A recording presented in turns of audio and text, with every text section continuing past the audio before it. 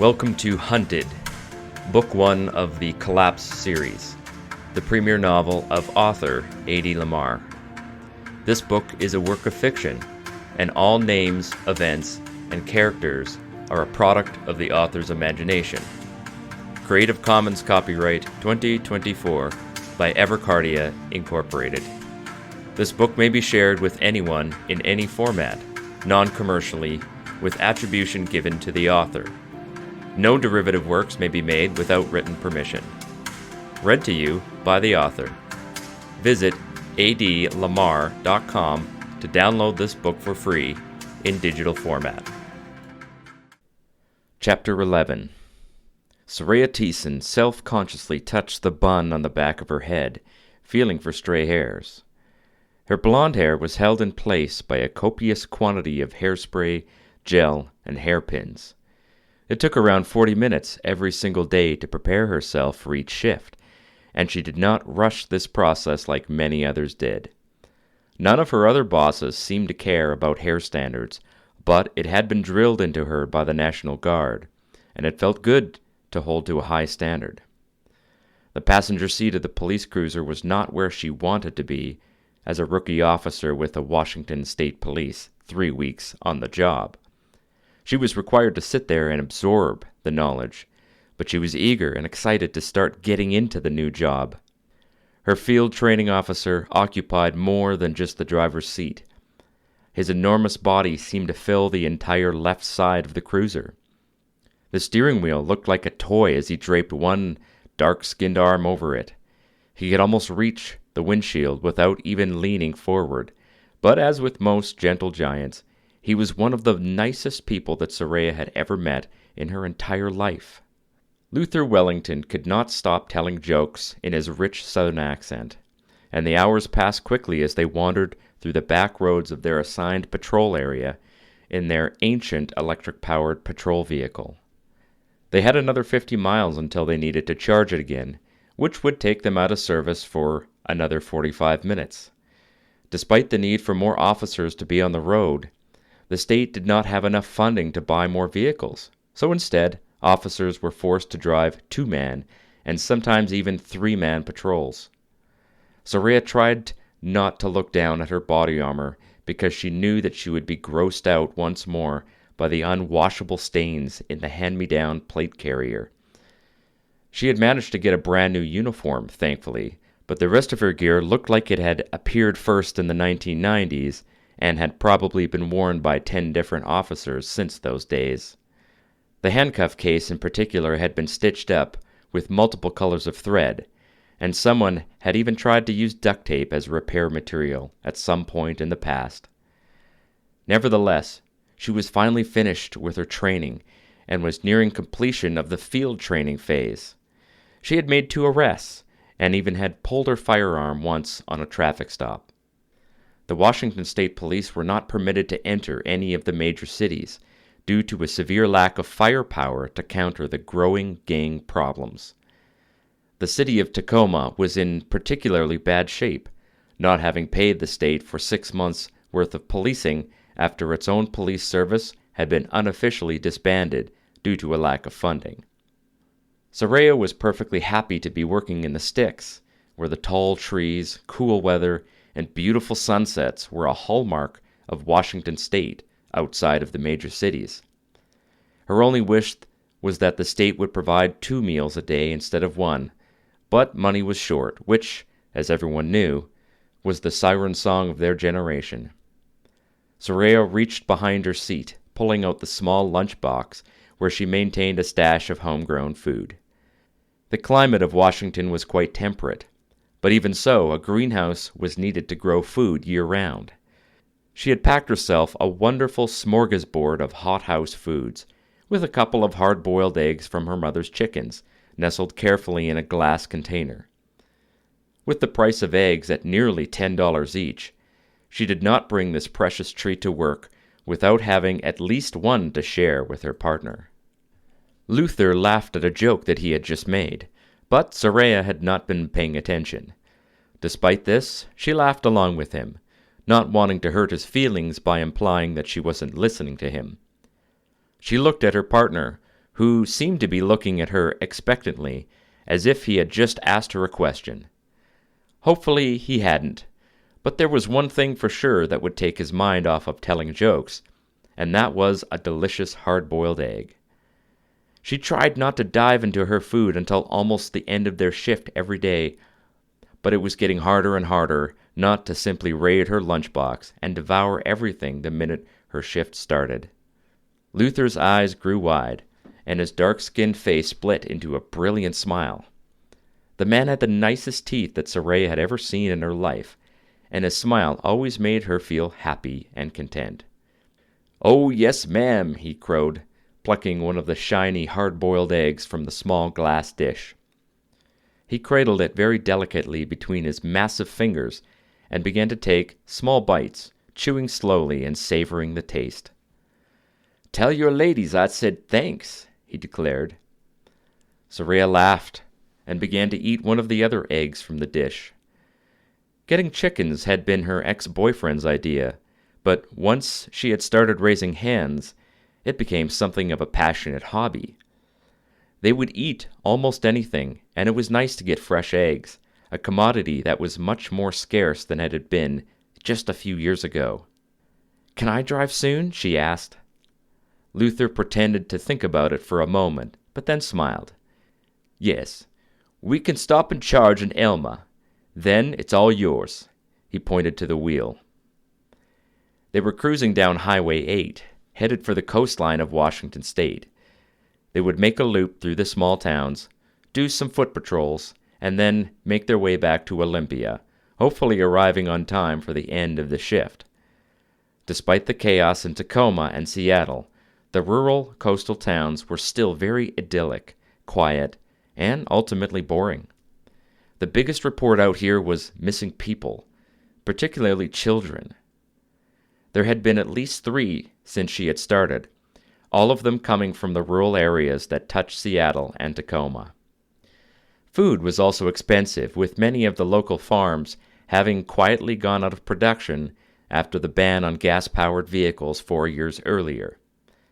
Even so, a quiet, stubborn spirit was palpable among the smaller towns and villages, the refusal to give up or give in to despair.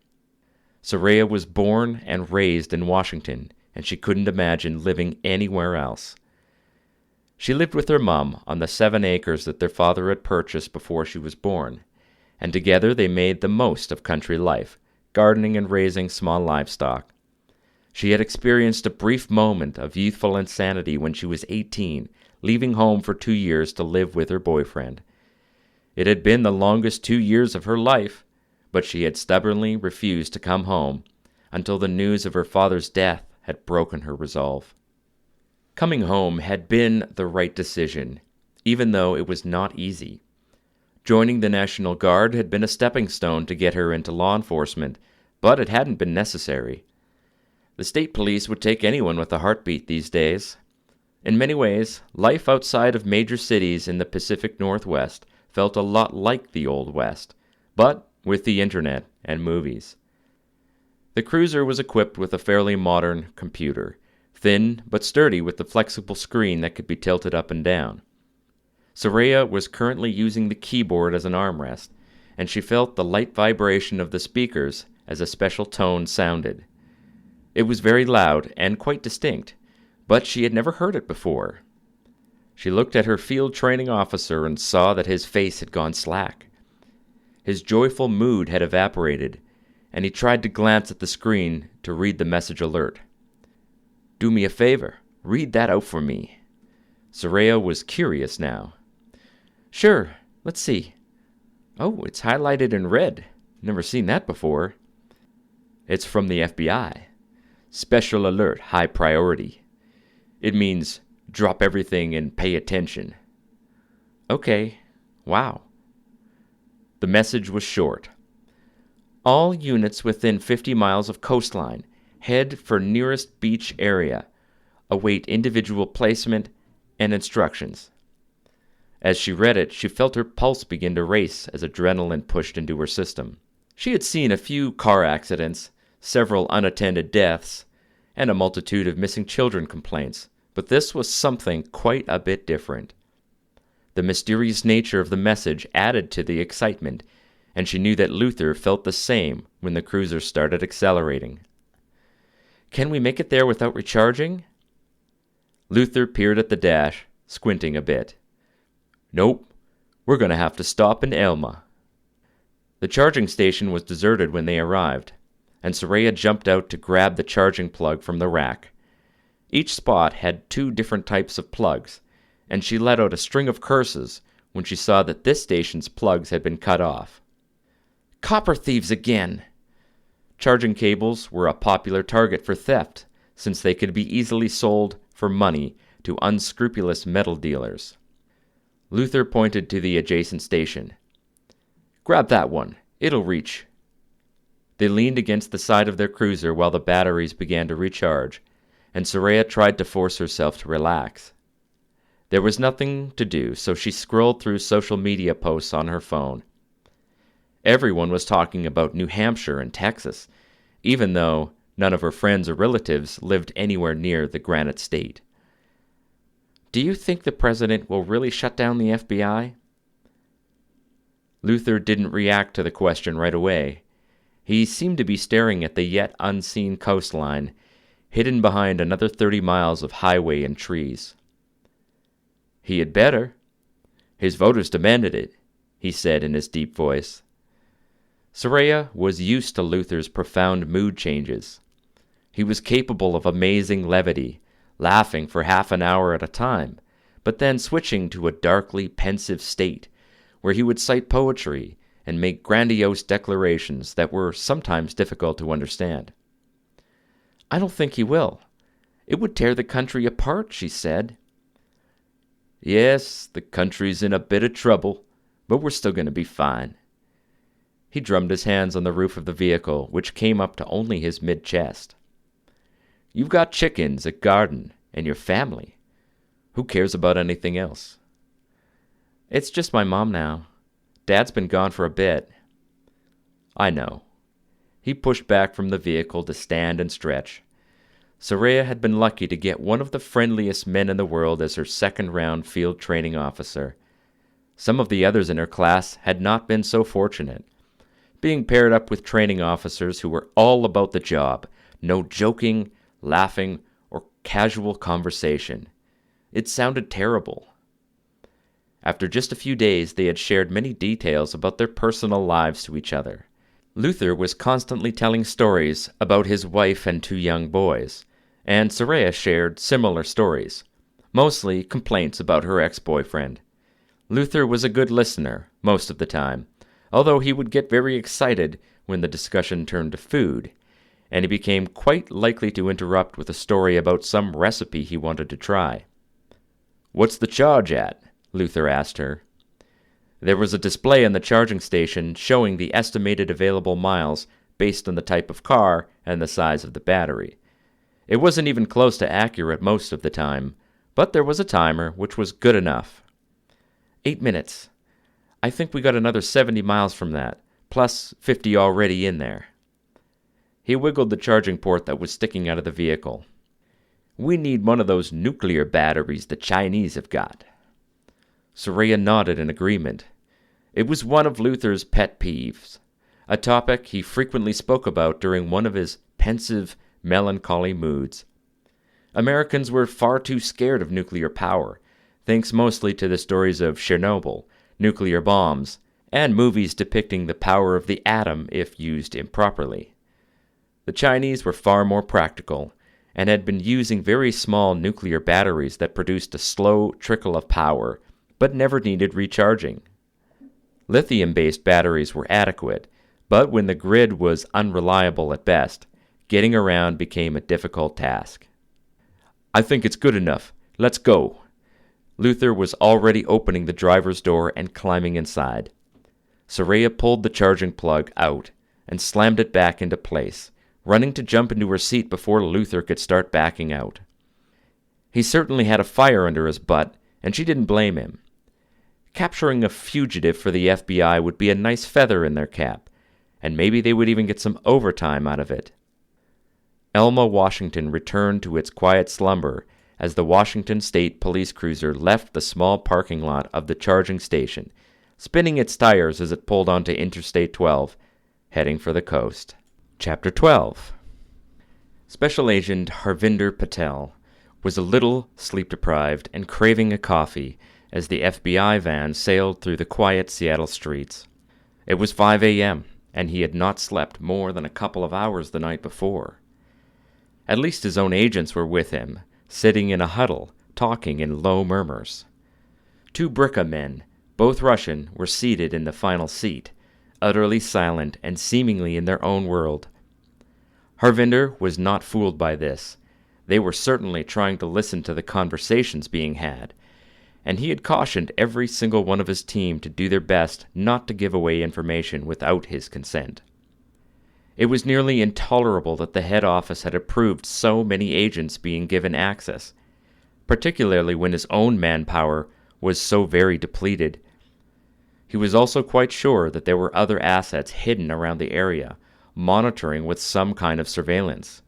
Drones were cheap and could be made very small. Certainly, there would be some foreign drones deployed, and there was nothing that could be done about it. They would just need to be careful. The vehicle was headed for the coastline, and he had decided at the last minute to join the team. Something about this situation told him that more was at stake than anyone realized, and it was not a moment to delegate to even the best and most trusted of his senior team members. If something went wrong, he would hang for it, so he may as well be there to see it when it happened.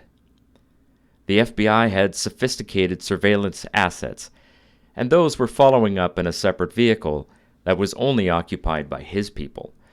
No one except his trusted inner circle even knew about these assets, and Hawking was personally put in charge of making sure that no one found out. Harvinder had felt his paranoia surging as he gave instructions to Hawking to deploy anti-drone countermeasures before they left the cube, and to take a completely different route. Hawking, to his great credit, simply agreed without any reservations whatsoever. It seemed that whatever disagreements the two of them had were going to be put aside. It's funny how a common enemy could do that. Harvinder was currently scanning through a list of the assets that they were bringing, which included an expensive, and still largely untested, fleet of drones that could be coordinated with each other to scan an impressively large area, using facial recognition to examine any human who occupied that area. Unless this guy was hiding in a cave, they would find him. The trouble was that he actually might be hiding in a cave.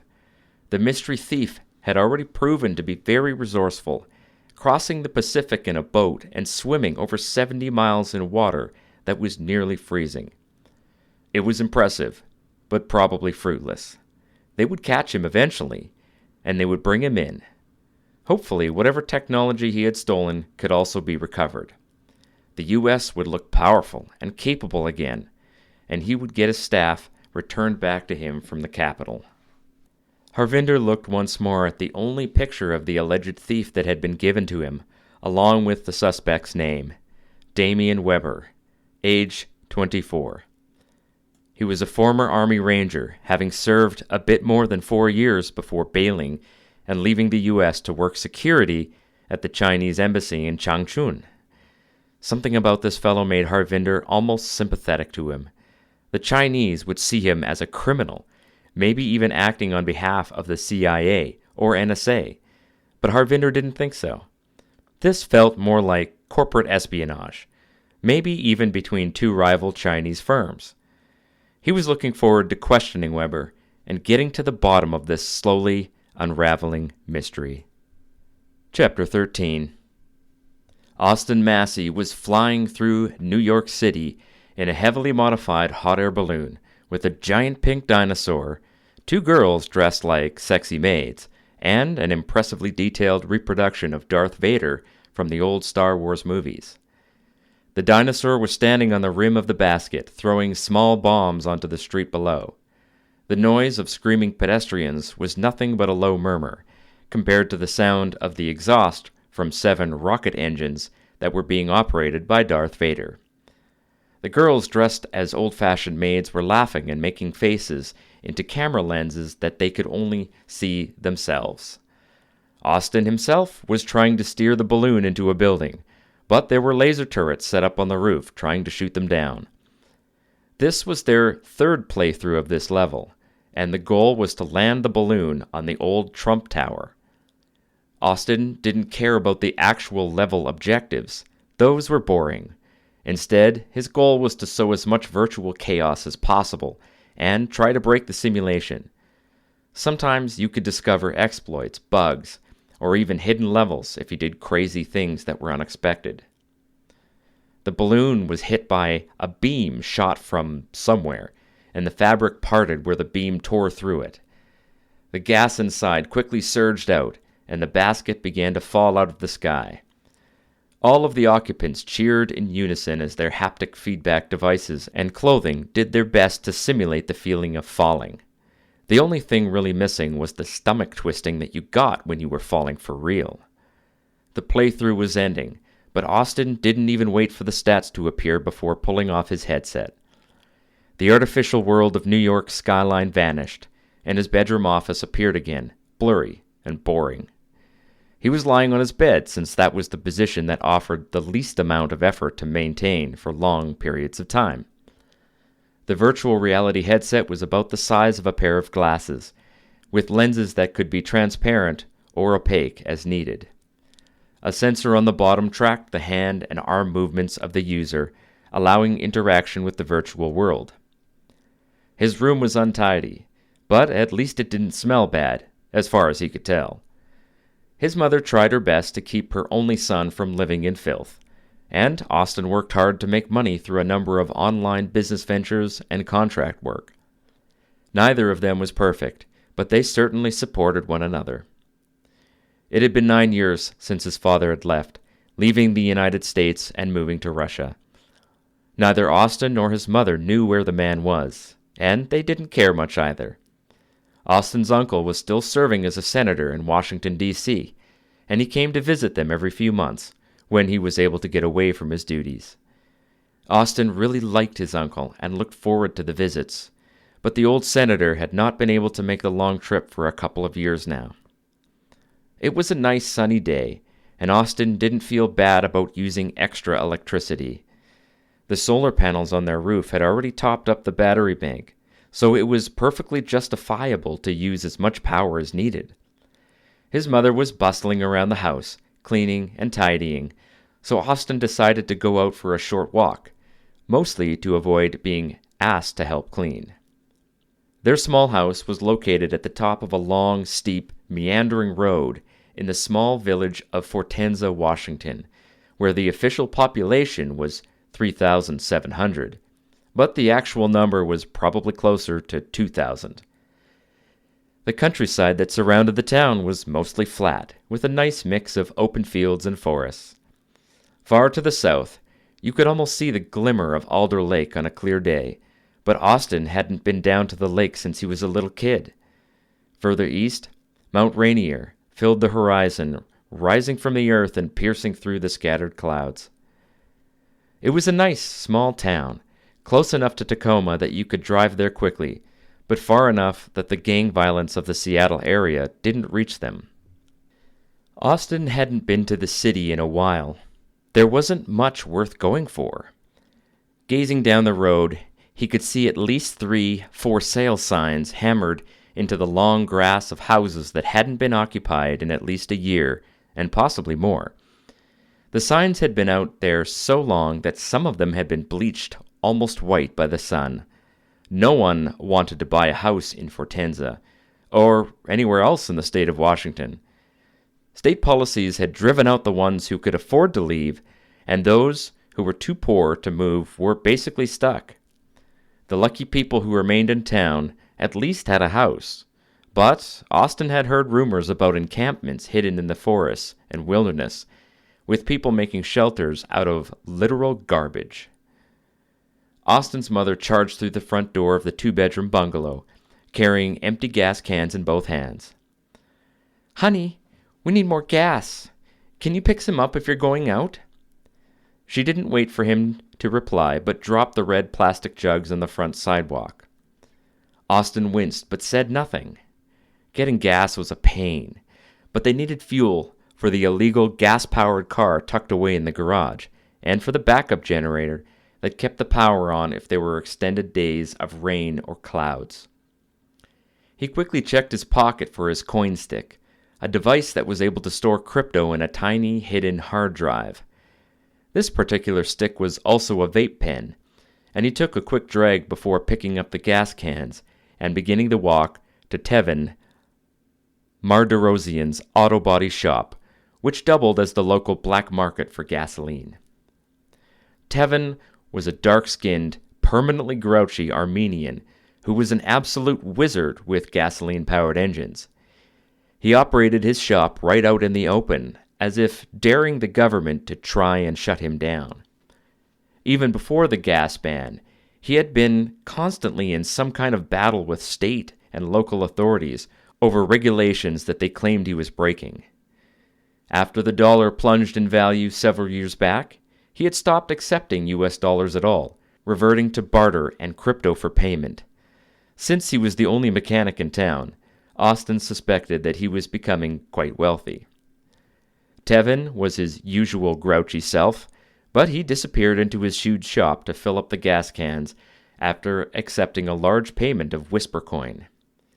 The black market price of gas was going up, and Austin figured it must be harder to get the stuff these days. He trudged up the hill with the heavy gas-filled cans, almost in sight of his house, and staring fixedly at the ground when he heard the most beautiful sound in the world. He stopped and stared at the young woman working in her front garden, pushing seeds into the soil and singing quietly to herself as she labored. Her light blonde hair was tied back in a handkerchief, and she had her back to him, just 20 feet away. Her name was Eleonora Bennett, but it seemed that everyone called her Ellie. She was breathtakingly beautiful, which meant that Austin could absolutely not risk talking to her under any circumstances. Women were terrifying creatures, beautiful and dangerous, only to be admired from a distance. The singing stopped, and the young girl wiped her hands together, brushing off moist dirt from the raised bed. Austin could not seem to pull his wits together enough to keep moving, and to his horror, she turned and spotted him. His heart did a triple backflip in his chest as she actually spoke to him. "Hi, Austin." She looked at her hands again, wiping them once more on the side of her sensible denim coveralls. "Oh, hey." He tried to make his feet move and succeeded in shuffling a couple more steps. "Going somewhere?" No, just going home." He was a bit confused by this question, but then he saw that the girl was pointing to the gas cans in his hands. Oh, right, the fuel. She must think they were planning to make a trip. "Just in case, you know," he nodded vigorously, doing his best to stand straight and look casual as he held the heavy fuel. "Mum likes to keep the tank full in case of forest fires." It was weird, but it was the actual truth. They lived right at the edge of town, which meant that a wildfire was a real threat. Ellie's smile faded a bit as she looked around the street, seeing all of the trees that had grown up right next to the homes. No one was managing the forest anymore, and trees were now growing right through the small town. I gotta go." Austin started taking small steps, looking to extract himself from the conversation. "Wait, don't go. I've got something for you." Austin watched her blonde hair bounce from one shoulder to the other as she bent over one of the many raised beds. She returned with a small handful of green pods, holding them out to him. The light contact of her hand felt electric, and he nearly dropped the other gas can. He stared at the pods, not quite sure what to do with them. "Try them." She seemed very excited, and he bit down on one of the large green pods. It was very chewy, and it didn't taste very good at all. He tried to smile and saw that her eyes were wide as saucers. "No, you have to take them from the shell first." Her laugh was like a bird flitting from a branch. Austin felt his face go red as he realized what he had done. It was like eating a banana with the peel on it. "Oh, whoops, sorry," he stuttered. The front door of the house banged open, and a much older woman with a shock of frosty gray hair poked her head outside. "Ellie, I need you. Come inside," she bellowed. Austin thought the entire block would have heard her shouting. Ellie let a small frown cross her lips briefly, but then cheered again. "Come back in a few days. I've got lots more for you to sample." As the door closed, Austin stared at the peas remaining in his hand, which were now covered in cold sweat. He tucked them into his pocket and walked the last dozen yards to his house, stashing the cans in the garage where the car and his dad's old motorcycle lay collecting dust. On any ordinary day, he would have rushed back inside to his computer, but today, he just felt like getting a bit more sunshine. Truthfully, he was sort of hoping that Ellie might come back outside again. Speaking with her had been like a cool breeze on a suffocating summer day. She had lived next to him for years, but he had only seen fleeting glimpses of her from time to time, never more than a second, and no conversation. The idea of talking to her no longer seemed quite so unnerving. Maybe he would be the first one to say hello next time. Chapter 14. Deputy Director of Operations Astrid Clinton tossed her phone on the large, messy desk, muttering curse words in an unbroken string.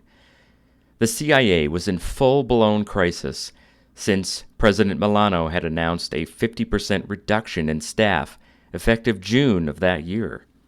The same announcement had been made for the FBI and several federal agencies, including the Department of Education, Agriculture, and the CDC, were being shut down completely. On top of that, New Hampshire and Texas had enacted laws banning federal agents from entering their borders and declared that they were no longer submitting taxes to the federal government. This would apparently be a prelude to both states leaving the Union and becoming independent nations. It was unthinkable and illegal, but the president had personally sanctioned these announcements today, crossing a line into the highest level of treason imaginable. The federal government had been gutted by a few decades of mandatory spending cuts, but inflation had still become a major issue. The latest numbers put the yearly inflation rate at 35%, which had made foreign borrowing completely impossible. The US dollar was no longer being traded for oil, and the entire country was in real danger of complete collapse. The country needed money, but the president was scornful of borrowing more cash from BRICA, the only place that the US could continue to get funds to run the federal government. If the CIA couldn't stop the president, they would all lose their jobs, and worse, lose their power in the government. He had to be stopped, and Astrid thought she knew how to make it happen. Someone had hired a few idiots to steal some very powerful technology from the Chinese, and they wanted it back.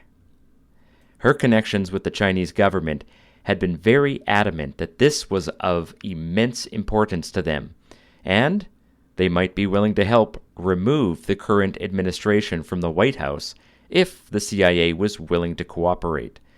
The nature of this assistance had not been clearly stated, but that was a detail to be worked out later. Harvinder Patel had once been a useful tool, but he was now subtly obstructing her efforts to manage the recovery of the stolen tech. The feds had authorized a contingent of BRICA agents to visit the FBI in Seattle directly, but they did not answer to her. She needed more direct oversight, but she was trapped in Washington, D.C., thousands of miles in the other direction. The truth was, Astrid didn't really care about the United States, the federal government, or even the CIA, except that it offered her a path to power. Her grandmother had nearly achieved the highest office of the land, but lost to an absolute fool. The job should have been hers. Everything had been done to make it happen, but somehow it had slipped through her fingers. Now, Astrid was determined to climb the same ladder, but she was not going to make the same mistakes her grandmother had made. Her presidency would see the United States empire restored, with wealth and power for herself and those who are willing to serve her interests. It was a grand idea, but she was still a long way from that goal. If the CIA was cut in half, she might lose her job. Even if she didn't, the agency would never be able to maintain its worldwide influence with half the people and half the budget. Milano was destroying their dreams, and for that, they were perfectly justified in removing the traitorous, fake president, using whatever means were possible. They had tried every trick in the book, and more, to stop Milano from being elected in the first place. The first problem was that he was tremendously popular and well-spoken. The second problem was that he wasn't a Republican. He was a libertarian of all things. The Republicans had just as much stake in preserving the CIA and FBI as the Democrats did, and they had tried just as hard to stop Milano's run for the presidency. The entire situation had unraveled when the Democratic nominee had died of a drug overdose 5 days before the election. In retrospect, it was probably stupid to nominate a known drug addict, even if he was the son of a past president. She couldn't trust that Patel would do the right thing, and she needed to get to Washington State as fast as possible. First things first, she needed transport. The agency had a multitude of small and medium-sized vehicles that were capable of taking agents to locations. Helicopters and fixed-wing aircraft could be chartered, but they required the use of a pilot and were logistically difficult. The agency did have a number of battery-powered personal drone transports that were considered unsuitable for long-distance travel, but Astrid had already plotted a route that would take her to Washington State in less than 24 hours, and was never more than an hour away from a charging station. It would be irritating to land and charge the batteries every 3 hours, but the value of having an easy-to-use and versatile personal transport would more than make up for the hassle. One of these vehicles had already been reserved just for her, and several employees were currently outfitting the craft with some food and basic necessities for a long trip. Because she was constantly traveling, she always had a suitcase packed with a few days' worth of clothing and necessities sitting in her office. It took a while for Astrid to get to the bay where the drones were housed, but when she arrived, she marveled at the row of at least 20 of the shiny machines. The name Mini Falcon was emblazoned in slanted letters across the fuselage of each drone, the moniker given to the smaller version of a large and well-armed 4-man jet that was employed by the Marine Corps. This one could fit just a single person, along with a modest amount of cargo, and was not armed or armored. Older personal jet drones relied on spinning propeller blades to achieve lift, but there were no visible moving parts on a Falcon. Instead, it had 4 jet boosters to provide lift, and 2 on the back to push it forward. Each booster looked like a smooth, tapered funnel, with an opening at the narrow end where the air was pushed out to produce thrust. The top of the craft was a smooth, glass canopy, and a single seat was visible inside. No flying skill was required to pilot the jet. It was completely autonomous and would navigate using GPS, as well as the regular positional beacons that were employed by airports across the country. You simply programmed where you wanted to go, and the drone would take you there, flying through the existing airspace zones, and even requesting clearance from local ATC towers with a simple AI-powered radio call. A technician wandered over, holding out his greasy hand to her for a handshake. She forced a smile and held up her suitcase and cell phone to indicate that her hands were full. "She's all ready for you. The food and water are in the stowage compartment right here." He slapped a small door outline just behind the steps used to board the machine.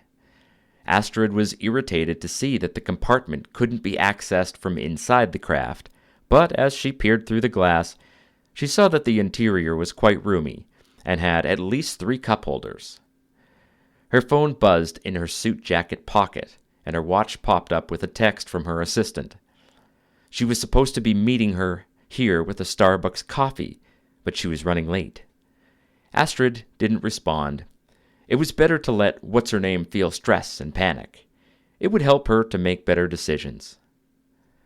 The Falcon had a small door on the side, and she fiddled with it for a second before the tech reached in and lifted a latch, popping it open for her.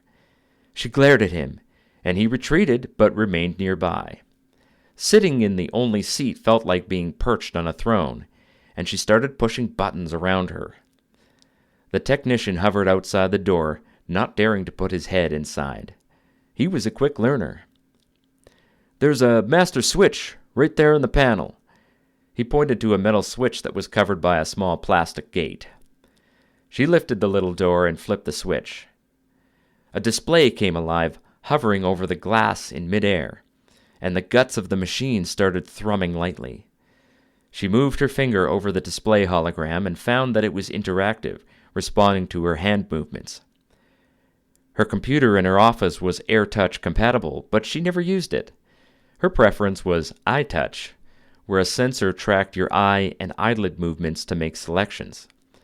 That would have been better inside a $100 million aircraft, but she could live with this. "Put my suitcase in the compartment," she told the tech, not bothering to look in his direction. "Already done, Director." He was standing at another AirTouch display that was adjacent to the craft, looking at numbers that hovered in the air and tapping them with his fingers. The suitcase didn't just have clothes and toiletries. A tiny hidden box built into the lid contained a small 9mm handgun that she had printed from unplastic, which was hard as steel but contained no metal. It was against policy to carry a firearm inside the U.S., but where she was going, a weapon was more important than money or food. And besides that, the policy was what she said it was. A high-pitched voice came through the open door, and her assistant came into view, her short blonde hair damp with sweat from the obvious run required to bring her coffee and lunch. She nervously waited outside the door, holding the cup and paper bag. Astrid could hear something loud that was slowly warming up, the sound drifting in through the small opening. "Are you going to hand that to me, or are you expecting me to get out?" The girl looked like she was going to cry, and Astrid almost hoped she would. She quickly pulled herself together and shoved the items through the door. The technician shuffled the assistant away and started doing things outside the craft, hopefully making it ready to fly. She felt a clunk as something was pulled off and dropped to the ground, but the sounds were very quiet with the door closed. Just a little bit of vibration was felt in the seat as she buckled the harness and started playing with the display. A thin line of brilliant light pierced her eyes, and immediately the glass darkened to compensate. The doors of the bay were slowly opening to reveal the wet, rain-soaked concrete of the launch area. The craft started moving, but not flying. It was rolling forward on wheels, probably to avoid having the inside of the bay blasted with air. Once the machine left the cover of the storage bay, tiny water droplets started beating up on the window, falling away from the hydrophobic glass surface. That was nice. It would make it very easy to see out of the glass in bad weather, since there were no wipers to clear water. The display brightened to compensate for the outdoors, and a menu appeared. Astrid played with the options, getting a feel for what the machine was able to do. There was an administrator function that she tried twice with some common default passwords, but decided not to push her luck in case there was a lockout function. She basically had just one option, which was to enter a destination on the map. The Falcon was quite fast, capable of the equivalent of 200 miles per hour, or 173 knots. Top speed would burn off the battery too quickly, so she played with the speed and distance until she got an acceptable middle ground of range and velocity. The moment she approved the final settings, the air turbines kicked in, and the aircraft rose from the ground smoothly. It was well balanced, and she was able to tilt it a little bit with the joystick, but that was all of the control she was given. As soon as it started to accelerate, the joystick did nothing at all, which was probably a good thing. The craft soared upwards into the sky until it finally entered a bank of cloud cover, and she was no longer able to see anything except the moisture beating off the windscreen. The first stop was going to be Columbus, Ohio, and it was about a 2-hour flight. Astrid pulled her phone out and got back to work. If she couldn't get Patel on board, then a backup plan would be needed. She scrolled through the list of agency contacts for the FBI in Washington to see who might be bent to her will. Damien stretched his legs and pulled the borrowed ball cap over his eyes to block the early morning light streaming through the trees that surrounded his makeshift campsite in the Olympic National Forest. It had been 3 days since he had washed ashore on a rocky beach, nearly frozen to death after swimming 70 miles in the dark. He had scavenged most of what he needed for some basic wilderness camping, but he had been forced to steal a few items of clothing from backyard clotheslines. What's a couple more misdemeanors when I'm already a super felon, he mused. Sleeping outside was fine if you had some nice gear and a campfire, but he couldn't risk having anything except the smallest of fires, burning a few twigs at a time to boil water or cook some fish. You could fashion a nice little rocket stove out of some tin cans and rocks, and if you did it properly, there was no smoke at all. It would still be possible for a drone or aircraft to detect a heat signature even through the leaf canopy, so he took precautions just in case, covering anything hot with a layer of extra clothing or a screen of branches and leaves. It was slow going, and the terrain was rough. He knew his approximate location, but without a map or GPS, he was relying on landmarks to navigate. There was a huge mountain to the north, which was Olympus, and he was heading east. He had attempted to keep a bit of a journal with some scrap paper, but eventually he realized that it would be dangerous to be caught with that, so he burned it. He knew approximately where Fortenza was, and it was going to take a while to get there on foot. But it was just too risky to steal or obtain a vehicle. Vehicles were GPS trackable by law these days, and so it was less trouble and risk to just walk. His daily routine was simple. Wake up, try and find food, try to cook that food, and then move himself a little closer to his destination and start the whole process over again. With no weapons or even a proper knife, he had resorted to fashioning some crude tools, including a wooden spear that probably wouldn't do much more than break if he tried to use it. It still felt good to have a weapon, so he kept it close at hand. There were plenty of streams running from the mountains, which was excellent because he could only carry about half a pint of water in an old plastic water bottle left behind by a hiker. He had fashioned a small pack out of a child's hoodie, and he carried it on the end of his spear over his shoulder like an old-timey hobo. His facial hair was coming in strong, with about 5 weeks of growth since his last shave. It was a nervous tic of his that he was constantly twirling the end of his growing mustache, and he had to force himself to stop each time he caught himself doing it. His shoes were a problem. All he had were the sneakers he had been wearing in China, and they had been through a lot. The sides of these shoes were beginning to give out from walking on the uneven ground that comprised the entire national park. He pondered how he might fix them as he trudged through the forest, moving at the same steady pace and letting his mind wander.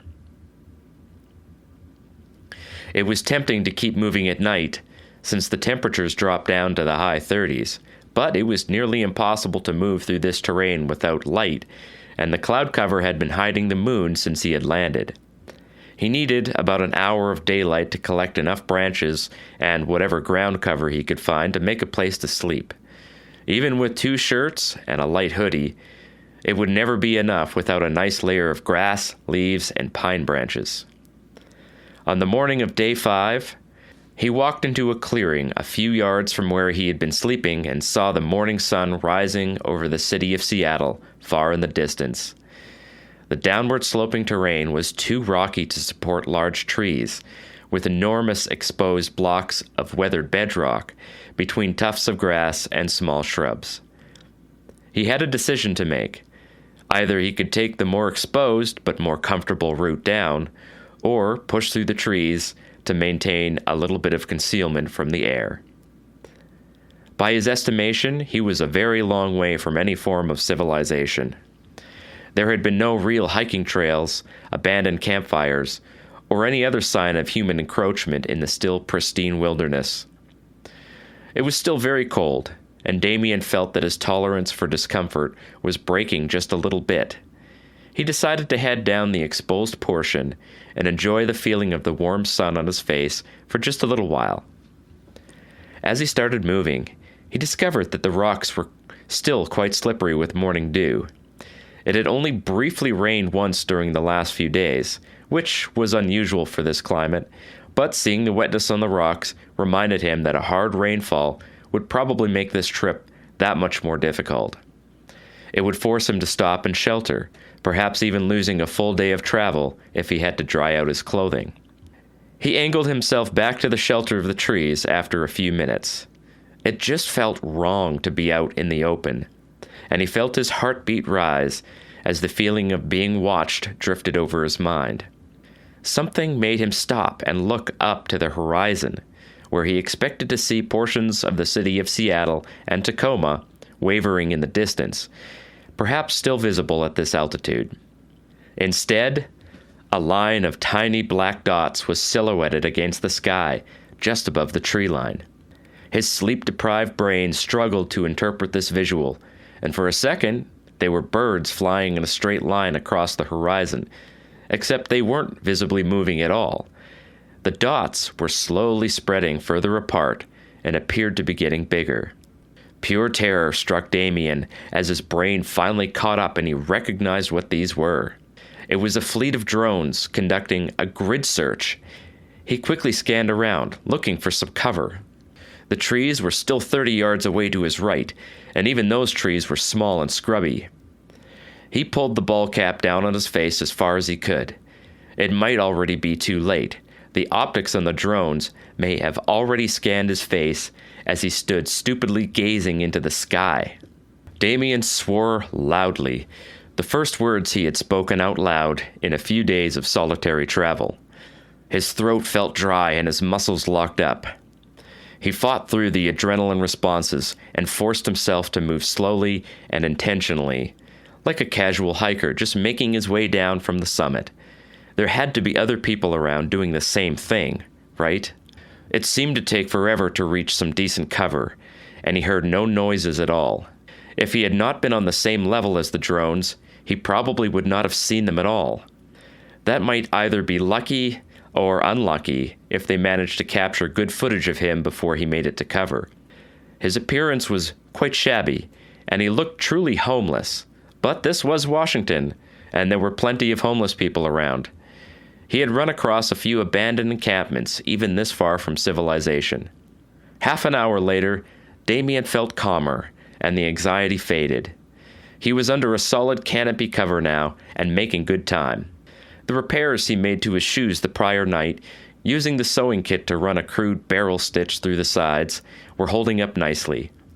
It might be time to change tactics and try to blend in with regular people. Perhaps he could make his way to Seattle and set up a tent in the empty downtown like the other hundreds of homeless. If only Manny could have been here with him. Perhaps he would have been more attentive, keeping a watch for drones as they had done at sea. The only thing that matters was the next meal. If the government came, he would be ready, but hunger was a much louder concern for him right now. There were no mirrors in the forest, but Damien could see that his ribs were much more prominent now than they were during his cozy embassy life. He was wasting away, physically and mentally. Chapter 16.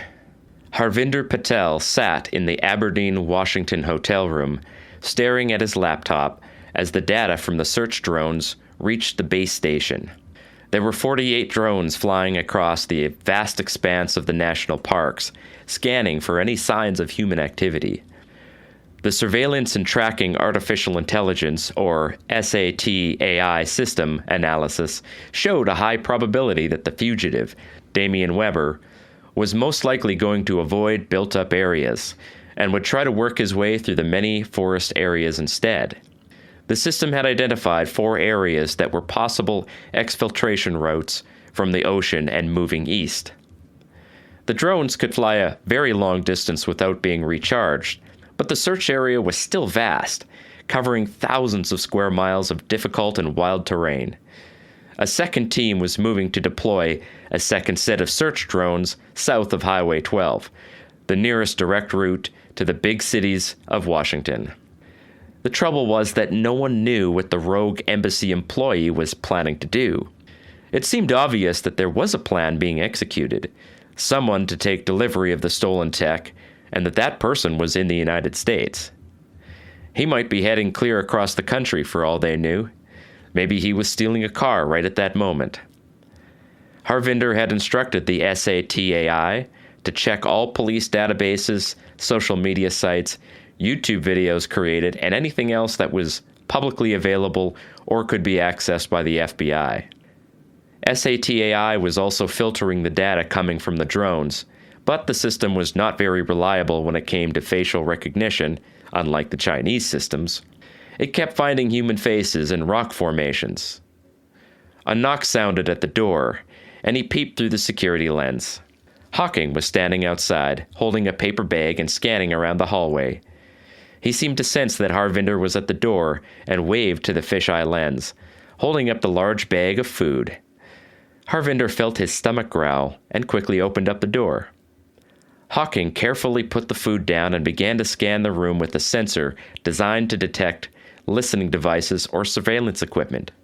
He frowned as he got near the window, which could be opened halfway and had no screen. The window was easy to open, just open air looking from the second-story window to the nearby harbor. The ocean breeze was chilly but refreshing. Hawking leaned out the window as far as his chubby shoulders would allow and scanned the area visually. Harvinder was a bit disappointed when he shut the window again and pulled the blinds, but it was a wise security measure, so he said nothing. Hawking looked nonplussed, and Harvinder gestured to the only other chair in the room, a large, overstuffed armchair that was far too low to use the small table. Instead, he sat on the arm and leaned to look at the laptop, which was showing a heat map of the searched area. He held his finger up to his lips, and Harvinder nodded.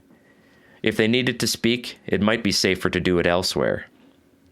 They had requested a grid search of the southern portion of Olympia, and the drones had conducted about 27% of the search pattern. 14 dots were showing on the map, which were targets identified as possibly human by the searching drones.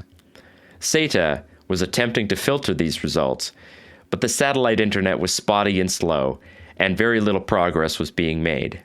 They would need to manually look at each of the targets and analyze them one at a time. Most of the dots were superimposed over regular hiking trails, which made sense. It seemed unlikely that any of those would be their man, since he was expected to be avoiding people. 3 dots were sitting right on a roadway, obviously a vehicle that the drone had scanned. Hawking nudged his boss in the arm and pointed at the top of the screen, at an area that had just a tiny strip of scanned space. The dot was barely visible, blending in with the surrounding colors.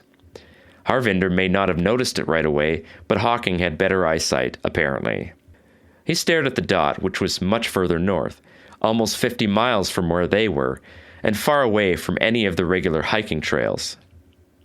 He zoomed into the area and overlaid the topographic map, showing the terrain as it looked from space. It was a mix of bare rock and scrubby trees, sloping to the east and looking out over Puget Sound towards Tacoma. It looked impossible to access, even for a person on foot, and it was a long way from the coast. Could a man with nothing more than the clothes on his back hike all the way through Olympia in just a week? Clicking the dot brought up a series of images. Several of them were thermal overlays, and Harvinder skipped over those. The 4th image stopped him in his tracks. It was blurry and pixelated, but it clearly showed a man hiking down an inclined slope of bare rock. SATA was attempting to enhance the image, but there was enough detail that you could tell this wasn't just someone out for a hike. His clothing looked dirty. He had a scruffy, unkempt beard, and he was carrying a cloth bundle attached to a stick. It looked like a homeless person, which they had certainly all seen many times, except this person was miles in the middle of nowhere. Hawking cleared his throat, and Harvinder met his eyes. Without speaking, they began to move. Harvinder marked the grid in the system as the next likely target and instructed all of his active drones to begin to move, starting a new sweep in that location. It had been more than 4 hours since the contact, which was enough time for a motivated individual to move a considerable distance on foot. Hawking left the room, heading off to liaise with his team and create a mobile command post with his agency van. They had a few more drones, these ones much larger and capable of tracking a person, and some of them even capable of firing gunshots from an internal 9mm weapons tube. They would also need to get some help from the state and local police agencies to build a cordon around the large area. Harvinder sent a few messages from the encrypted network that all agents use, hoping that it was still actually encrypted. They would play it cool, pretending to just be moving to a better location while assembling a large force to capture this guy and grab whatever he was carrying.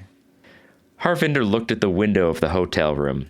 The FBI was in charge, but there were other forces looking to recover the stolen tech, and they had sophisticated resources that were probably being deployed right now.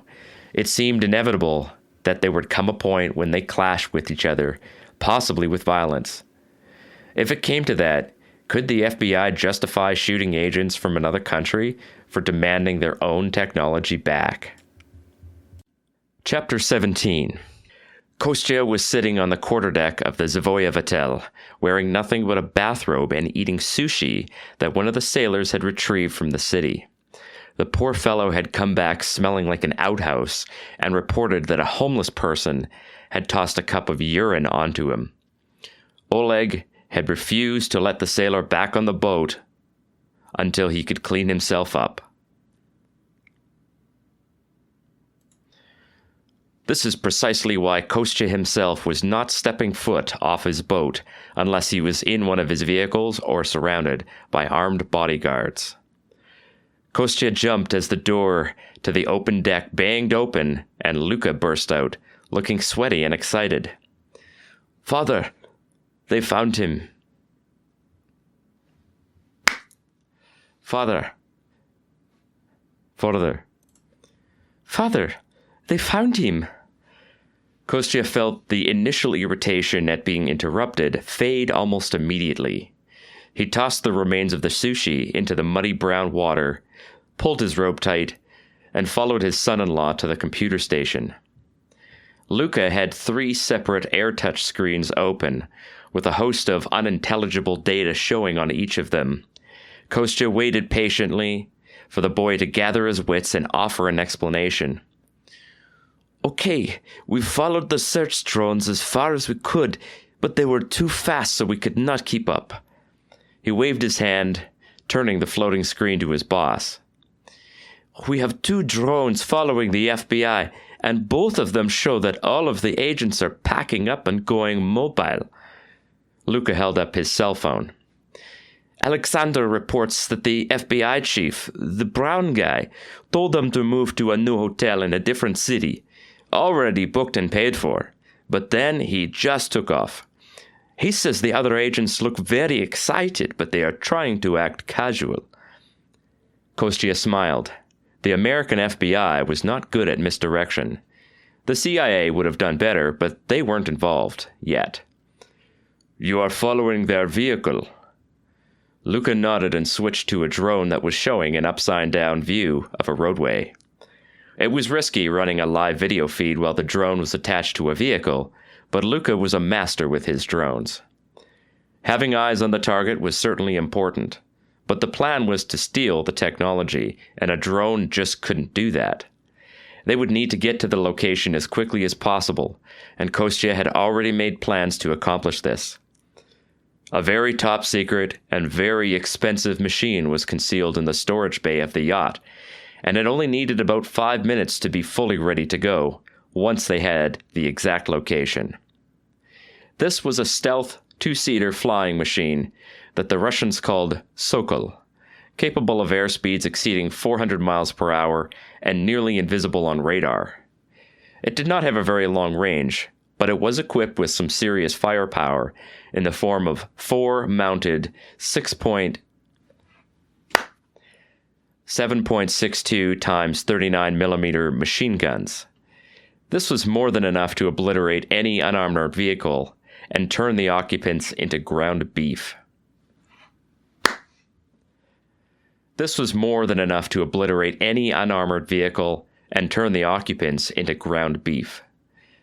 Kostya was not a pilot, but he didn't need to be.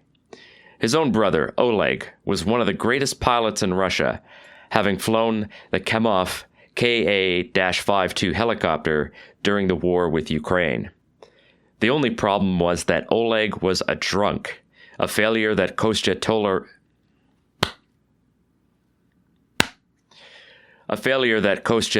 tolerated only because the man was his own flesh and blood. Anyone else would have been executed, but Kostya did have a soft spot for his own kin. This is why Kostya had assigned 2 of his best bodyguards to keep an eye on Oleg, keep him sober and ready to fly. It was time to get Oleg and his machine ready to deploy, which meant they needed to exit the dock and move out into Puget Sound. The Sokol would deploy from the stern deck, fly over the water, destroy everything in the area, and retrieve the package. Kostya would already be sailing into international waters and beyond the reach of the Americans long before they knew what was even happening. Chapter 18. Darrell Paddock strolled casually through the downtown autonomous zone of Seattle, eating an apple and looking for his commissars. The DAZ was a permanently barricaded section of the city that was now occupied by the Reds, which had started out as a gang of petty thugs and thieves until Darrell had gotten hold of them. Now they were armed, organized, and somewhat trained. Most of them were the spoiled children of rich idiots who lived in expensive suburbs somewhere in the city. But many of Darrell's Reds were hardened street people, made strong by the long war against the feds, but also by running prostitutes, drugs, and of course, weapons. The cops didn't come into the zone, and they didn't want to. Most of the people who occupied the zone didn't even consider it to be part of the United States, but rather a separate country unto itself. It had all started 3 years ago, when a few members of what had been called Antifa had tried to revive the glory of decades past when the Capitol Hill Autonomous Zone had been built and operated for a while. Unfortunately, those fools had no idea what they were doing, and the whole thing collapsed. Darrell might be a psychopath, but he was good at logistics, and he had no regard for people aside from those loyal to him. After the US dollar had been massively weakened years before, the budgets of major city governments were slashed to try and balance things out, and of course, police budgets were no exception. This had provided a golden opportunity to build the downtown autonomous zone, which was now a partially walled-off section of downtown Seattle. The city government was weak and had groveled to Darrell, who was black, about their support for his project. This was his way of claiming reparations for the downtrodden workers of capitalism. Many of the large businesses that had once thrived in the downtown area had pulled out, including 3 large hotels, which were now being occupied by the thousands of homeless, and served as planning, storage, and shelter for the Reds. This is where Darrell was now headed, and he was in a terrific mood. Darrell Paddock was a communist, and not the kind that just wanted to throw a brick at a cop every now and then, or these champagne socialists who lived in expensive houses built with money stolen from the workers. His commitment to Marxism was complete, and he had spent many years of his life prior to the dollar crash studying the flaws of capitalism. When the dollar was crushed and inflation hit 10% per month for a full year, something had snapped inside of him. He had come to the realization that the entire system needed to burn, and all of the rich and powerful were to be purged. It had never occurred to Darrell that the Chinese might be interested in helping make this happen. It had always seemed that when a revolution occurred, it would be American-made. He had received a phone call not an hour ago, and it had changed everything. A decision was made on the spot, and he agreed to commit his people to a very exciting mission, in exchange for a promise of everything he needed to carry out a major revolution that would catch fire and spread across the U.S. The man on the phone call spoke excellent English and claimed to be a member of the Chinese government. He had been very circumspect about the details, hinting at things rather than speaking clearly, which Darrell would have preferred. He kept referring to Darrell as the chief and his people as warriors. The man had claimed to have heard about the small group of revolutionaries from their social media presence and suggested that without outside help, they could never achieve their goals of complete revolution. This had made Darrell very angry, but the stranger was probably correct in his assessment. A couple of hundred people could not fight a war by themselves, and he knew it. Darrell climbed the emergency exit stairs of the Alexis, which was the only way to access the floors and rooms within. The electricity had been cut off, but very soon they would have enough wealth to build their own electricity generation. The Chinese man had spoken of silver coins, US dollar, and crypto as payment for their services and funding for their fight. The evidence had come in the form of an anonymous payment made to a private crypto server, a generous amount of digital money that could be easily spent on the black market. He had commandeered the second floor of the hotel as the headquarters for the Reds, partly out of convenience and partly because the floors above smelled like human waste. Leo was in charge of that floor, and Darrell had chosen him because, like himself, Leo would not hesitate to cut someone's throat or toss them off a balcony.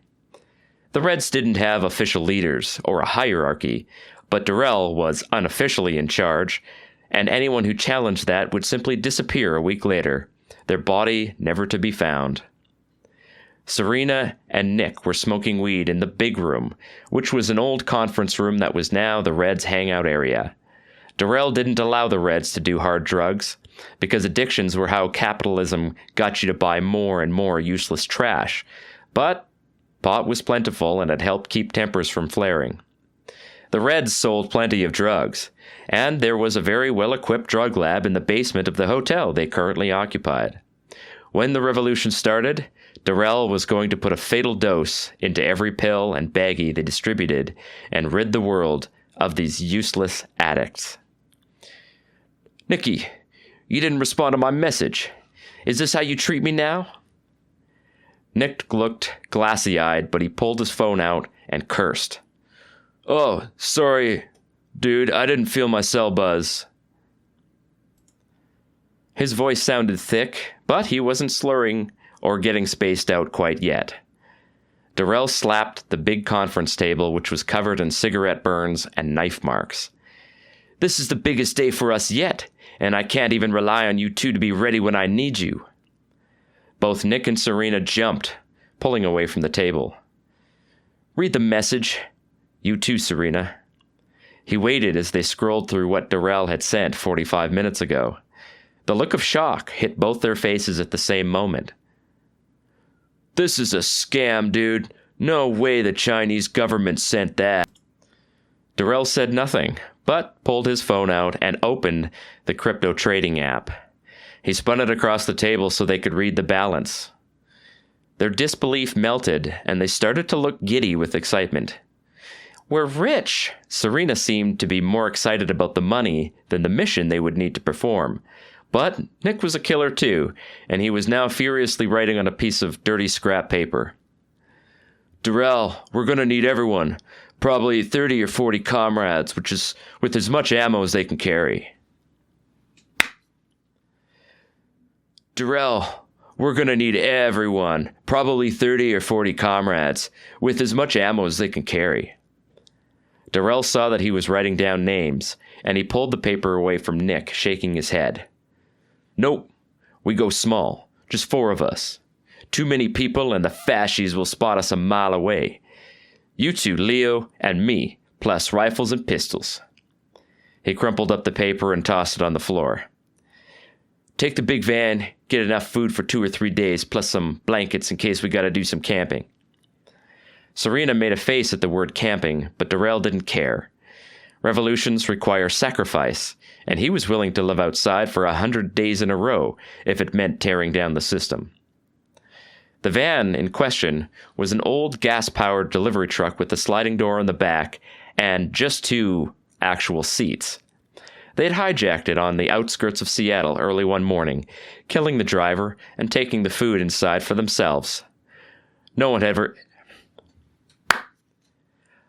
ever found the driver's body, but the company that had been operating the delivery service had soon gone out of business. It was impossible to find a person foolish enough to drive a delivery truck to the city, and it was causing a major food crisis among the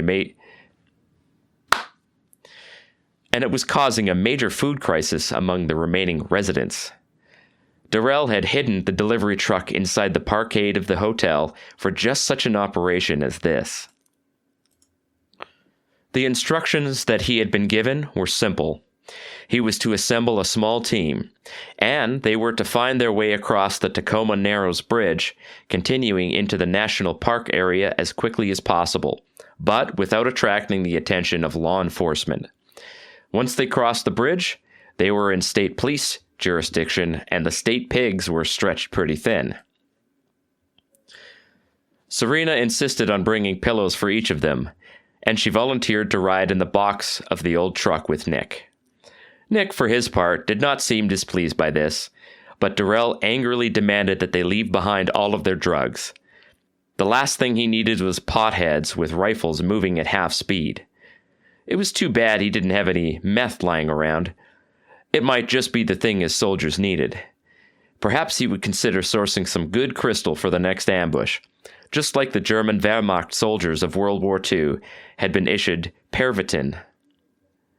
Leo drove the van in silence as they made their way through Seattle, down through Tacoma, and finally crossed the bridge, heading into the forest that Darrell had grown up in and then spent many years trying to forget.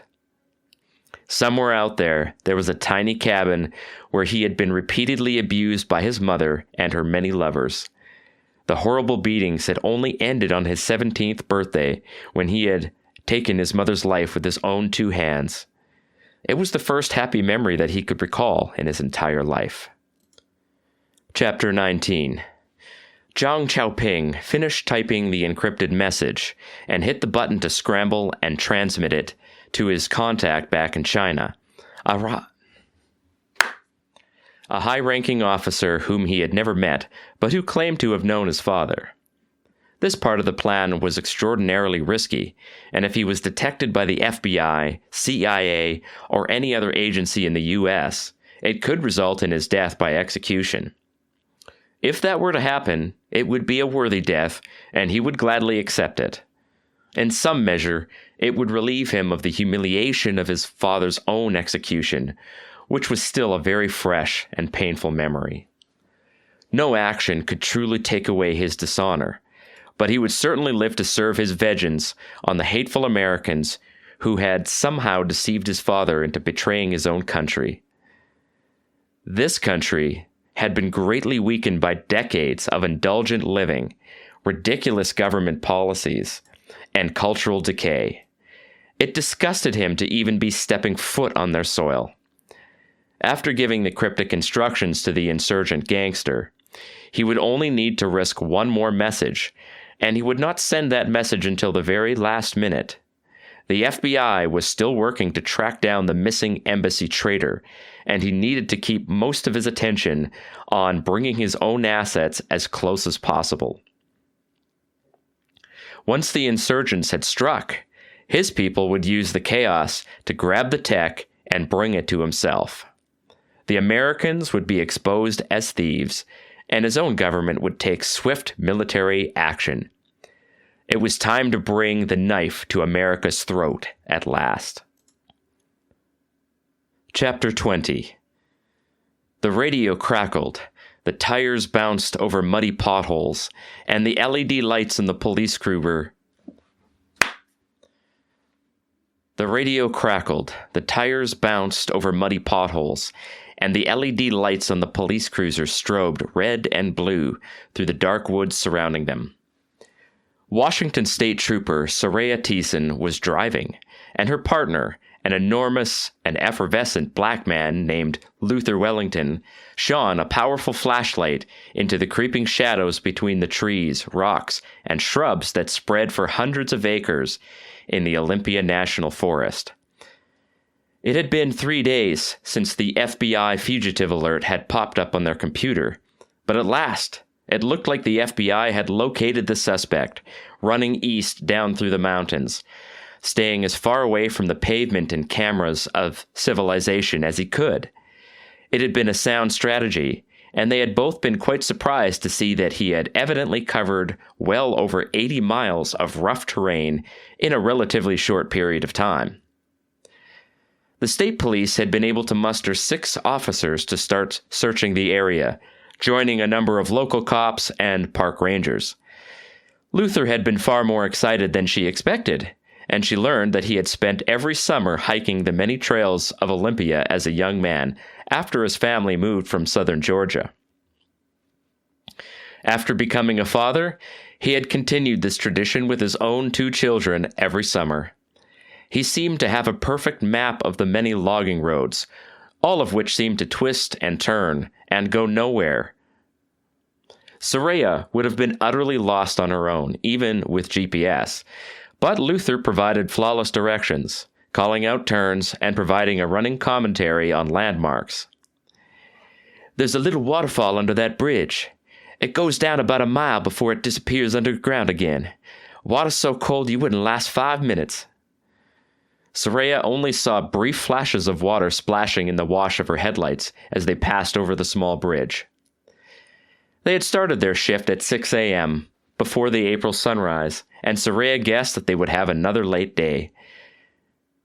They had left behind the electric vehicle, and they had taken the only gas-powered SUV that their troop motor pool had available. This was an ancient but serviceable Ford Escape with upgraded suspension, and they had packed 2 extra cans of gas along with a couple of days' worth of food and water. Their captain had authorized extra food, enough for 3 good meals every day, and the entire crew was getting generous overtime pay. Apparently, the feds were footing the bill for this little excursion, so the state was putting as many units out as they had available. The late April sunrise had not yet risen over the mountains, but the light was growing brighter as they pushed further into the park, with Soraya trying to maintain a decent speed on the wet gravel roads. They both felt the rush of adrenaline that comes with pursuit, and the feeling of being right behind your quarry. The vehicle radio crackled, but the transmission was garbled and unreadable. They were out of range of the radio repeaters, so they would need to rely on the computer-aided dispatch terminal for communications. It was connected to the SATCOM system, which provided internet and text transmission no matter how far they got into the sticks. They also carried personal radios, but these radios had a very short range, and the best they could do was talk to each other. Soraya had been half listening to Luther as he received text messages from dispatch, and so she knew that there had been another drone sighting of the fugitive. It seemed that they were now in the general area, having been the closest unit with a vehicle that was capable of running these terrible roads in early spring. Luther directed her to pull off to the side of the road, and they sat at the bottom of a long, steep incline, one side of the road walled by trees, and the other a steep drop-off with no guardrail. Soraya lowered her window and shut the engine down. The engine noise died away, and she realized just how loud these gas-powered vehicles really were. "I feel like I've been listening to heavy metal for 2 hours," she said wearily. Luther said nothing, but continued to scan the trees. He no longer needed a flashlight, since the daylight was coming on strong now. Soraya popped her door open and stepped out, stretching her legs in the brisk air. Her breath plumed as she paced to the tree line, feeling the wet gravel grinding under her feet.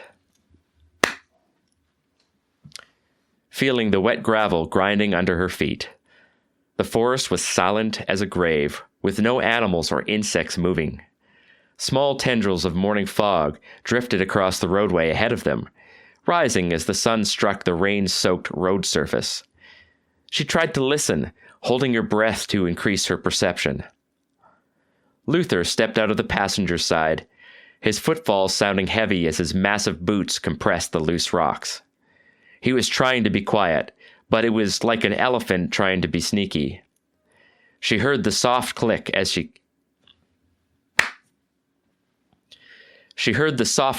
he quietly shut the vehicle door. Movement caught her eye, something on the very edge of her peripheral vision on the forest side of the road. Immediately she turned her head, but there didn't seem to be any change. Leaves and branches fluttered in the light breeze, and she relaxed again, letting out her breath in a long sigh. "Do you think," she had just started asking, but stopped just as suddenly. Luther's eyes were wide, and he was frozen in place, staring into the nearby trees and bushes intently. Once again, Soraya held her breath and tried to focus all of her energy into seeing and hearing. It took just a second for her to realize that there was an odd sound. It was faint and rhythmic, like the swishing of leaves against each other. This was a sound she had heard before, and she knew right away what it was. It was the sound of clothing against vegetation, a very distinctive type of noise that military members know very well. A memory flashed into her mind from her National Guard training days. She had been standing sentry on a moonless night in the forest, her M16 clutched in her cold fingers. Another soldier was nearby, invisible in the complete darkness. After a while, her senses grew more acute, and her hearing had taken over as the primary perceptive sense. The mock attack had not been expected, but they had known that something was coming. The attackers had been very careful, but not careful enough. The rubbing of their clothes against the grass and leaves had given them away, and Soraya had initiated a very effective counteroffensive, scaring the absolute hell out of the attackers in the darkness. The memory of that moment brought with it the same rush of adrenaline, heightening her senses even more, but increasing her heart rate, which now thudded in her chest. She put her hand on the butt of her Glock sitting in the holster, feeling the perspiration against the polymer grip. The noise was moving distinctly, coming slowly and descending from the steep slope. Now they could hear the crunching of rocks and the breaking of twigs. If it was a human, they weren't making too much effort to conceal themselves. Could it be a bear? Black bears were plentiful in the state, but this didn't sound like a four-legged creature. It had to be a person, and they were going to find out very soon. Quietly, both officers drew their firearms and found positions of cover. Soraya decided to move behind a tree, and Luther tucked himself behind the vehicle, using the back door as concealment. Allegedly, the fugitive was unarmed, but there was no reason to take unnecessary risks. They waited and watched in the direction of the sound, which stopped suddenly. Soraya felt her heart rate triple, and she fought to maintain her focus, pushing against the tunnel vision and trying to keep scanning without giving away her position. The man was less than 20 yards away and seemed to come out of nowhere. He was moving much more cautiously, picking his feet up in a manner that was nearly inaudible. A scruffy, thin face was framed by medium-length, grubby-looking brown hair, with a filthy ball cap perched on his head. His clothing was baggy, and he looked emaciated. She couldn't tell how tall he was since he was crouched, but the sleeves of his shirt had been torn away, and she saw the ropey muscles of his dirt-covered arms flexing as he gripped a stick that had been sharpened to a dangerous-looking point. His pale blue eyes scanned the woods, settling on Soraya, finding her immediately. A surge of terror flooded her, and she felt her muscles lock up. The man's face showed no fear or surprise, but she could see the white knuckles on the makeshift spear. His mouth twitched beneath the dark facial hair. "Drop that weapon right now!" Luther's voice boomed into the early morning silence, so loud that Soraya heard an echo from the valley below them. He sounded angry, like a predator about to strike. The terror that she had felt vanished, and she stepped out from behind the tree. "Drop the spear!" Her voice was a little shrill, and not as loud as her partner's had been, but the effect on the man was immediate. Seeing that there were multiple opponents, he apparently decided that running was his only hope. He bounded through the bushes, moving faster than either of them expected. More adrenaline surged through Soraya's muscles, and without hesitation she holstered her Glock and started sprinting after their quarry, who was now nearly out of sight. What this loser didn't realize was that she had been the 1,500-yard champion sprinter during her senior year, and she had kept up the running all the way through her National Guard basic and police academy training. She was going to run this guy into the ground. Immediately, she realized that there would be some challenges that sprinting around a track hadn't quite prepared her for. Police uniforms are functional and usually comfortable, but not ideal for running in. The bigger issue was that the terrain was horribly uneven, and she nearly lost her footing several times just in the first few dozen yards. Falling down this slope could result in serious injuries, so she slowed down to try and catch her footing. She ran and ran, trying to keep the ghostly figure of the fugitive in sight, and not stumble over the many fallen trees and other random forest obstacles. Her breathing was hard, but she pushed forward. There was a clearing up ahead, and she burst out onto a slope that had very few trees, thanks to the exposed rock of the mountain. A flash of movement caught her eye, and she saw the fugitive darting into a stand of trees much further down the slope. "How the heck is he moving so fast?" she thought.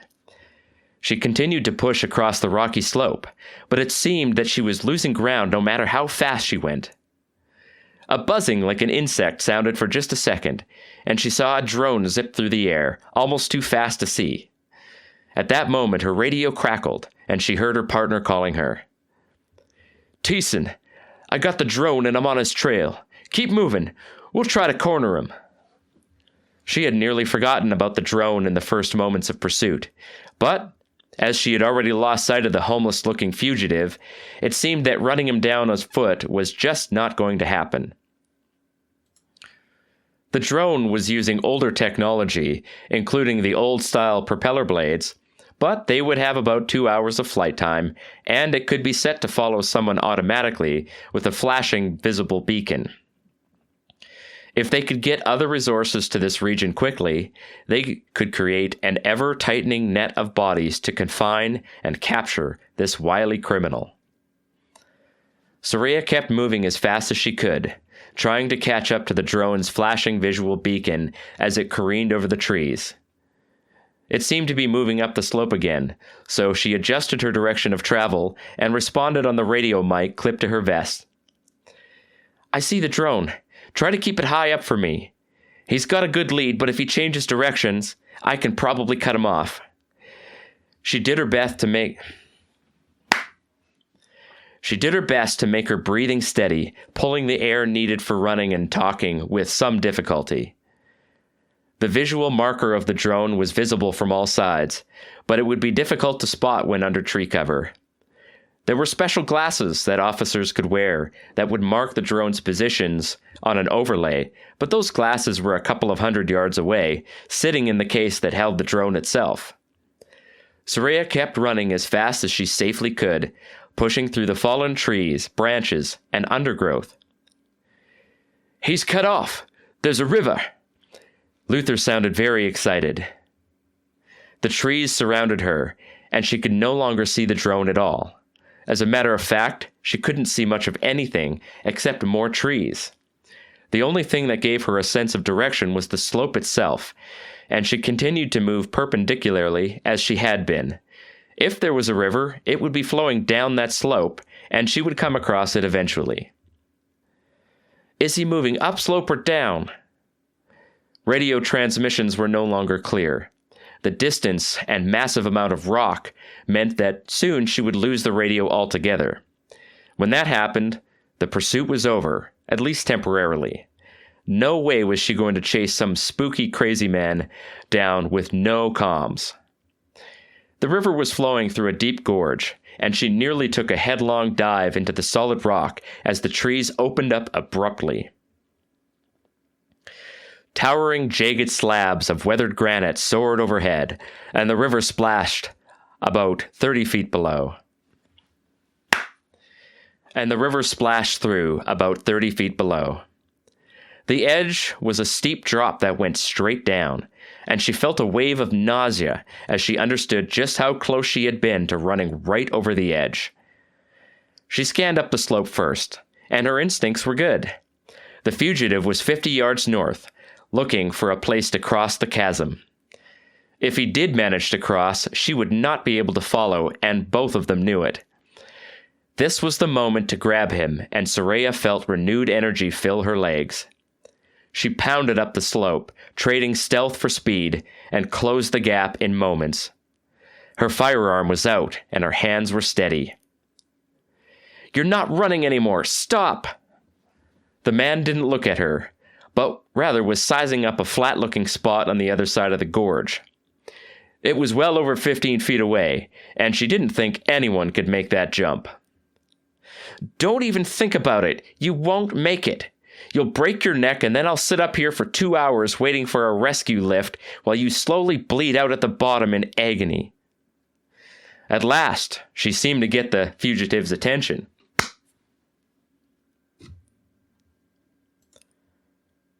At last, she seemed to really get the fugitive's attention, and he turned to face her directly.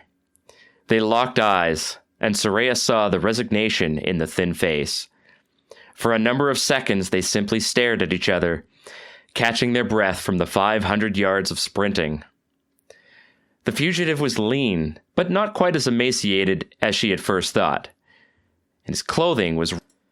He had a makeshift backpack strapped over his shoulder, fastened with what looked like homemade twine. The spear stayed in his hands, but he no longer held it in front of him. Sweat gleamed on his face and neck, and she saw a small cross on a thick necklace just barely visible under the torn shirt. He looked like he had been doing nothing but running and pull-ups for weeks without getting quite enough food. "Let me go." His voice was hoarse and thin, like a man who hasn't drank water for a day. Soraya took a step closer, the Glock at high ready. She shook her head emphatically. "Nope, not gonna happen. I'm not gonna kill you, but you're not getting away from here." She gestured with